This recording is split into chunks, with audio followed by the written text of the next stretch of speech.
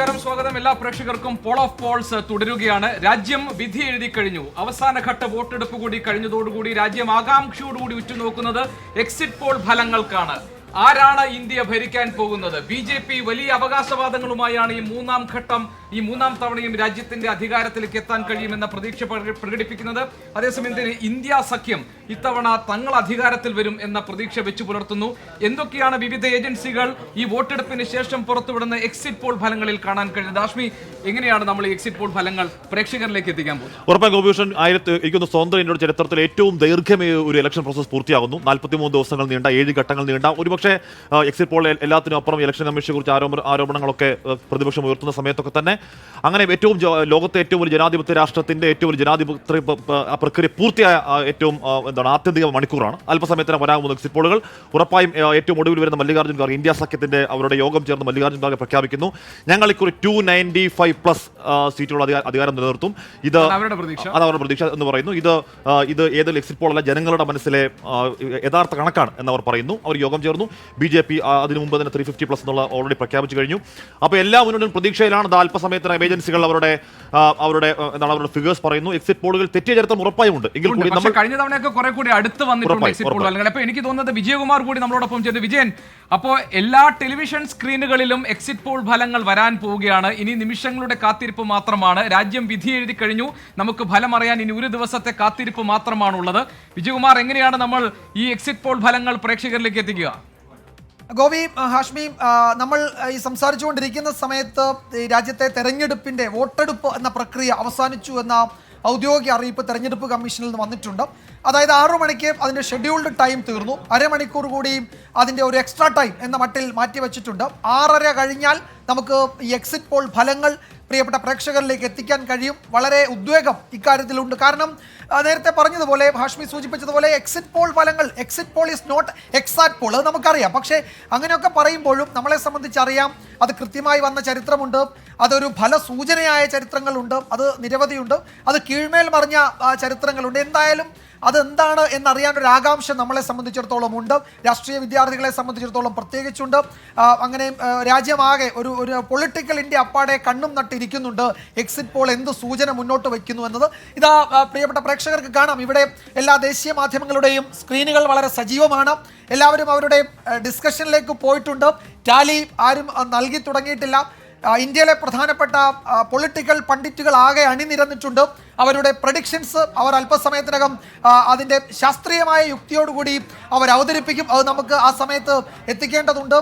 ഇവിടെ ഇതാ നോക്കൂ, ഇന്ത്യ ടുഡേ മൈ ആക്സിസ് എന്നത് കഴിഞ്ഞ ലോക്സഭാ തെരഞ്ഞെടുപ്പ് 2019 ഏറെക്കുറെ എക്സാക്റ്റായിട്ട് എന്ന് വെച്ചാൽ BJPയുടെയും NDAയുടെയും ഒക്കെ വോട്ട് നില, അവരുടെ സീറ്റ് നില ഏറെക്കുറെ കൃത്യമായി പ്രവചിച്ചത് നമ്മളുടെ മുന്നിലുണ്ട്.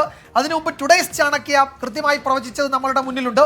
ഇവർക്കൊക്കെ തെറ്റിയ ചരിത്രവും നമ്മളുടെ മുന്നിലുണ്ട്. അങ്ങനെ ഒരിക്കൽ കൂടി പറയാം, ഇതൊരു എക്സിറ്റ് പോൾ എക്സാക്ട് പോൾ അല്ല. എങ്കിലും അങ്ങനെയൊക്കെ പറയുമ്പോഴും നമ്മളെ സംബന്ധിച്ച് അതൊരു ഫലസൂചന. ഇത് ഈ നിരവധി ഏജൻസികൾ ഈ കണക്ക് നമ്മളുടെ മുന്നിൽ തരുന്നുണ്ട്. അതൊരു ഫലസൂചനയായി നമുക്ക് വിലയിരുത്താം. കൗണ്ടിങ്ങിന് മുമ്പ് നമുക്ക് ചില ആഴത്തിലുള്ള പഠനങ്ങൾക്കും ചില കണക്ക് കൂട്ടലുകൾക്കും ഒക്കെ ഈ മനക്കണക്കാണ് ഇത്രയും ദിവസം ഈ തെരഞ്ഞെടുപ്പ് പ്രക്രിയ കഴിഞ്ഞ് മനക്കണക്ക് കൂട്ടുകയായിരുന്നു രാജ്യത്തിന്റെ വിവിധ ഭാഗങ്ങളിലെ നേതാക്കളും പ്രവർത്തകരും ഒക്കെ. ആ മനക്കണക്കിൽ നിന്ന് ഒരു പടി കൂടി കടന്ന് ഒരു എത്താൻ ഈ എക്സിറ്റ് പോൾ ഫലങ്ങൾ എല്ലാവരെയും സഹായിക്കുമെന്ന് കരുതാം. അതൊരു ആധികാരിക രേഖയാക്കണമെങ്കിൽ ആക്കാം, അങ്ങനെ വേണ്ടെങ്കിൽ വേണ്ട. അത് ആളുകളുടെ ചോയ്സ് ആണ്. അത് ആ തീരുമാനം എടുക്കേണ്ടത് എങ്ങനെ വേണം, ആധികാരിക രേഖയാണോ അല്ലേ എന്നതിനപ്പുറം ഇത്രനാൾ നമ്മൾ കണ്ടത് പ്രശാന്ത് കിഷോർ പറയുന്ന 303, ഏറ്റവും ഒടുവിൽ 303+ എന്നുള്ള ആ പ്രഡിക്ഷൻ കണ്ടു. യോഗേന്ദ്ര യാദവ് പറയുന്ന കേവല ഭൂരിപക്ഷം കിട്ടില്ല എന്ന പ്രഡിക്ഷൻ കണ്ടു. ഇതൊക്കെ ഒരു അസംഷന്റെ പുറത്തും അല്ലെങ്കിൽ എന്താണ് ഒരു അനുമാനത്തിന്റെ പുറത്തൊക്കെ എന്ന് പറയുന്നതാണ്. നമ്മുടെ എക്സിറ്റ് പോൾ വരുമ്പോൾ ഇതാദ്യമായി തെരഞ്ഞെടുപ്പ് തുടങ്ങി, ഇത് ആദ്യമായി ഒരു ശാസ്ത്രീയ ഡേറ്റ കിട്ടുന്നു. അത് പ്രധാനമാണ് അല്ലേ? അതെ, നേരത്തെ നമ്മൾ ഇത് രാജീവ് സർദേശായി അദ്ദേഹത്തിന്റെ ഒരു ഇന്റർവ്യൂവിൽ പറഞ്ഞതുപോലെ നമ്മളുടെ മുന്നിൽ 2 ക്ലബ്ബുകളുണ്ട്.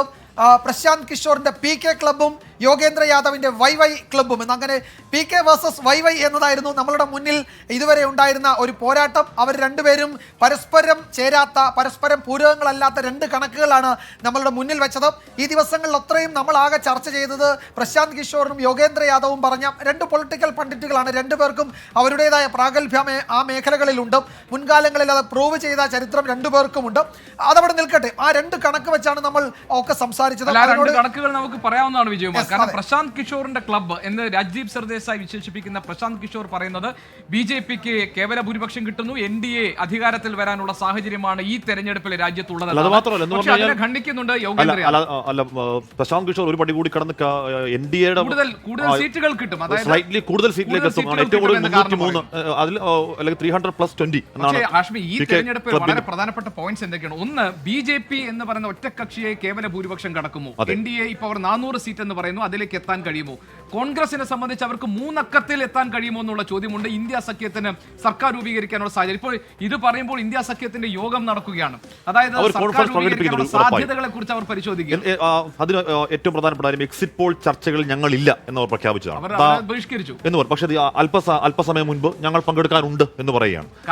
BJP അവരെ ത്രട്ടൻ ചെയ്തിട്ടുണ്ട്. ത്രട്ടൻ എന്ന് പറഞ്ഞാൽ ഞാൻ പറഞ്ഞ പരോക്ഷമായി, കാരണം നിങ്ങൾ പേടിച്ചോടിയിരിക്കുന്നു എന്നാണ് BJP. എങ്കിൽ കൂടിയും ഞങ്ങൾ പങ്കെടുക്കും എന്ന് പറയുന്നത് ആ യോഗത്തിൽ ഉരുത്തിരിഞ്ഞ എന്തോ ഒരു കോൺഫറൻസിന് പുറത്താണ്. എന്താണ് കോൺഫറൻസ് ഒക്കെ എന്നുള്ളത് ജൂൺ 4-ാം തീയതി അറിയേണ്ട ഒന്നാണ്, അല്ലേ? അതെ.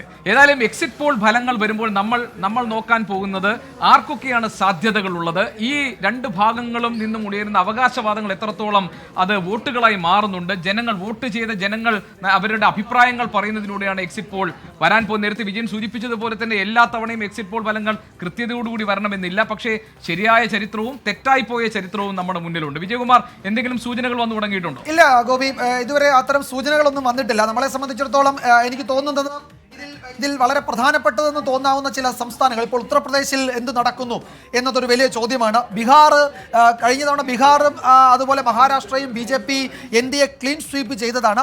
അവിടെ ഇത്തവണ NDA സംബന്ധിച്ചിടത്തോളം NDAയുടെ ഘടകകക്ഷികൾ BJP മാറ്റി നിർത്തിയ ദുർബലരാണ് മഹാരാഷ്ട്രയിലും ബീഹാറിലും. JDU-വിന് പഴയ പ്രതാപമില്ല എന്നൊക്കെ പറയുന്നു. നമുക്കറിയില്ല നിതീഷ് കുമാർ. നമുക്ക് ഒരു പോയിന്റിലേക്ക് വരാം. അതായത് ഹാഷ്മി, ഉത്തർപ്രദേശിലെ സാഹചര്യം എന്തായിരിക്കും? ഇപ്പോൾ UP-യിൽ ഇപ്പോൾ NDA കണക്ക് കൂട്ടുന്നവർക്ക് കഴിഞ്ഞ തവണത്തേക്കാൾ 62 ആയിരുന്നു അവരുടെ കഴിഞ്ഞ തവണ, അതിനേക്കാൾ ഇംപ്രൂവ്മെന്റ് അവർക്ക് ഉണ്ടാക്കുമെന്നാണ്. പക്ഷേ കോൺഗ്രസ് സമാജ്വാദി പാർട്ടി ബന്ധം ഈ തെരഞ്ഞെടുപ്പിൽ വലിയ ഗുണം ചെയ്യുമെന്ന കാൽക്കുലേഷൻ ഉണ്ട്. UP-യെ നമ്മൾ എങ്ങനെ കാണും? ഉറപ്പായും UP-യിൽ ഏറ്റവും കൂടുതൽ സീറ്റ് പിടിക്കുന്നു, രാജ്യം ഭരിക്കുന്നു എന്നുള്ളത് രാജ്യത്തിന്റെ ആദ്യം മുതലുള്ള കീഴ്വഴക്കമാണ്. ഇക്കുറിയും അത് അങ്ങനെ ഉണ്ടാവുള്ളൂ. പക്ഷേ 80 സീറ്റ് ഞങ്ങൾ പിടിക്കാൻ പോകുന്നു. അവിടെ ക്ലീൻ സ്വീപ്പ് എന്ന് പറഞ്ഞ BJP പ്രതീക്ഷയോടെ ഇറങ്ങി. പക്ഷേ അത് അത്രത്തോളം സാധ്യമാകുമോ എന്നുള്ളത് ഒന്നാം ഘട്ടം കഴിയുമ്പോൾ, രണ്ടാം ഘട്ടം കഴിയുമ്പോൾ, ഓരോ ഘട്ടം കഴിയുമ്പോഴും UP-യിൽ അവരുടെ പ്രതീക്ഷകൾ മങ്ങുന്നു എന്ന് പ്രതിപക്ഷം ആരോപിക്കുന്നുണ്ട്.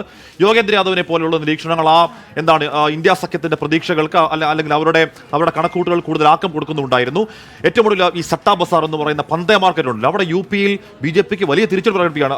അവിടെ ഫലോഡി സട്ടാ ബസാർ 55 മുതൽ 65 സീറ്റിലേക്ക് BJP ഒരു പക്ഷേ താഴ്ന്നിരിക്കുന്നൊക്കെ പറയുകയാണ്. അതുകൊണ്ട് UP-യിൽ ഇപ്പോഴും, അല്ലെ വിജയകുമാർ, UP-യിൽ ഇപ്പോഴും എന്താണ് സംഭവിക്കുക എന്നുള്ളത് ഗ്രൗണ്ടിൽ നമ്മുടെ ഇൻഫോർമൽ ടോക്കുകളിൽ സംസാരിക്കുമ്പോൾ വിജയം പറയാറുണ്ട് UP-യിൽ ഒരുപക്ഷെ NDA വലിയ പ്രതീക്ഷ വെച്ച് പുലർത്തുന്നുണ്ട്. മാത്രമല്ല 80 സീറ്റിലേക്ക് വരെ കടക്കാൻ കഴിഞ്ഞ സാഹചര്യം ഉണ്ടെന്നുള്ളത്. അതിപ്പോ ഈ അയോധ്യ പോലെയുള്ള വിഷയങ്ങൾ മനസ്സിൽ കണ്ടുകൊണ്ടായിരിക്കുമോ BJP ഇത്ര വലിയൊരു ആത്മവിശ്വാസം? അവിടങ്ങളിൽ പോയ മാധ്യമ പ്രവർത്തകരൊക്കെ ആയിട്ട് സംസാരിക്കാൻ കഴിഞ്ഞ ഇന്നും കൂടി ഞാൻ ചിലരുമായി സംസാരിച്ചപ്പോൾ അവർ പറഞ്ഞത് 68 മുതൽ ഒരു 74 സീറ്റ് വരെ NDA-ക്ക് കിട്ടാവുന്ന ഒരു സാഹചര്യം UP-യിൽ ഇപ്പോഴും ഉണ്ട് എന്നുള്ളതാണ്. പക്ഷേ അതൊരു പൊളിറ്റിക്കൽ ക്ലൈമറ്റ് ആണെന്നാണ്. അവിടെ മോദിയേക്കാൾ കൂടുതൽ റാലികൾ നടത്തിയത് യോഗി ആദിത്യനാഥാണ്. ഒരു തരത്തിൽ പറഞ്ഞാൽ യോഗി ആദിത്യനാഥിന് അവിടുത്തെ തെരഞ്ഞെടുപ്പ് പ്രചാരണത്തിന്റെ ക്യാമ്പയിന്റെ സ്റ്റേജ് വിട്ടു നൽകി മോദി പോലും മറ്റ് സ്റ്റേജ്. മോദി ഏറ്റവും കൂടുതൽ ഇത്തവണ കേന്ദ്രീകരിച്ചത് പ്രചാരണം നടത്തിയത് മഹാരാഷ്ട്രയും രണ്ടാമത് ബീഹാറുമാണ്. മൂന്നാമത് മോദി UP-യിലേക്ക് ശ്രദ്ധ കേന്ദ്രീകരിച്ചുള്ളൂ. അപ്പോൾ BJP-യുടെ കാര്യത്തിൽ, NDA-യുടെ കാര്യത്തിൽ അവർക്ക് അത്രയും ആത്മവിശ്വാസമുണ്ട് ആ സ്റ്റേറ്റിൽ എന്നതാണ് ആ നേതാക്കൾ. രാജ്ദീപ് സർദേശായുടെ ഒരു കമന്റ് ഇപ്പോൾ വരുന്നത്, number will be a surprise എന്നൊരു കമന്റ് ഇപ്പോൾ വരുന്നത്. രാജ്ദീപ് സർദേശ് എക്സിറ്റ് പോളുകളുടെ വരാൻ പോകുന്ന എക്സിറ്റ് പോളുകളുടെ number will be a surprise എന്ന് രാജ്ദീപ് പറയുന്നു. രാജ്ദീപ് ആദ്യം മുതൽ തന്നെ വിവിധ ഗ്രൗണ്ടുകളാണ് ഏറ്റവും പുതിയ കമന്റ്. വിധി ദിനത്തിൽ 24 മാജിക് ജൂൺ 4-ാം തീയതി ചൊവ്വാഴ്ച രാവിലെ 5 മണി മുതൽ 24-ൽ.